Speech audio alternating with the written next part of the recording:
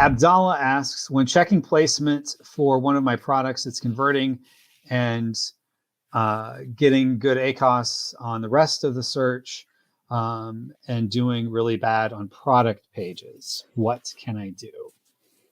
Yeah, that's one of the tougher ones because they don't really give you that much customization to do that. I just keep them at 0 essentially for the bid adjustments for the other two. I don't know what I do during this situation because I don't see it that often. Do you have an answer to this one? So basically, rereading this, when checking placement for one of my products, it's converting and getting good ACOS on rest of search. And that's the hard one, is because rest of search, so if you're looking at the placements, whether it's top of search, rest of search, I'm drawing a blank. What's the third one? I'm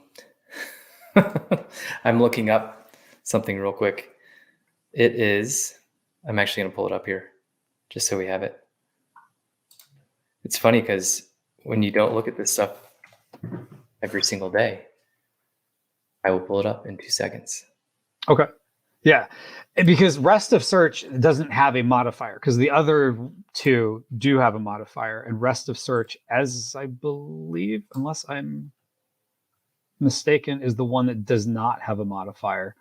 So you can't say you want 100% bid adjustment up on the top of search, like if you're going to do top of search. So the rest of search would be harder to target after. Yeah, it's just top of search and product pages. You just have to have a bid that works in total. So that's a tough one, Abdallah. So yeah, top of search and product pages are the ones that you can adjust for. But yeah, it's product pages. I would just put those at 0. I thought that's what it was. It just didn't seem right to me. And the funny thing is, now that we're bringing this up, rule-based bidding is now in beta. So I have not played with this yet. Okay. But it is already there. So what we just talked about earlier, when Amazon's going to start making everything more automated, not in just auto campaigns, of course, but in manual campaigns. And so rule-based bidding is in beta. Mm-hmm. And there you go. We'll adjust your bids in real time based on the likelihood to reach guardrails that you set, is what it says. Got it. Now, I know for a lot of people that might be a comfort level of testing out some of Amazon's new features, especially when you're giving control up. This is not a question anyone asked, but what's your thoughts on that?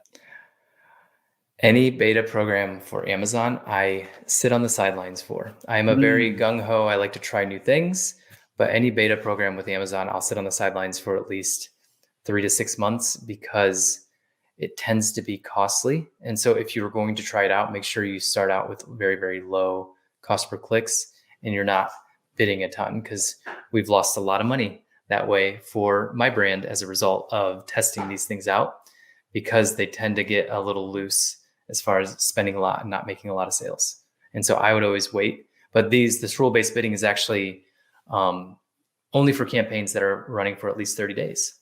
So you'll have to be running campaigns for at least 30 days to turn that on anyway. I have not tried it, so I don't have any answers to any questions that might come of that. So will I try it anytime soon? Probably not. I'm pretty set in my ways of using the software that we use and how we do our strategy. It works really well. Yes, we adjust it, of course, but ours works pretty well. So we leave it alone for the most part. Okay, good answer.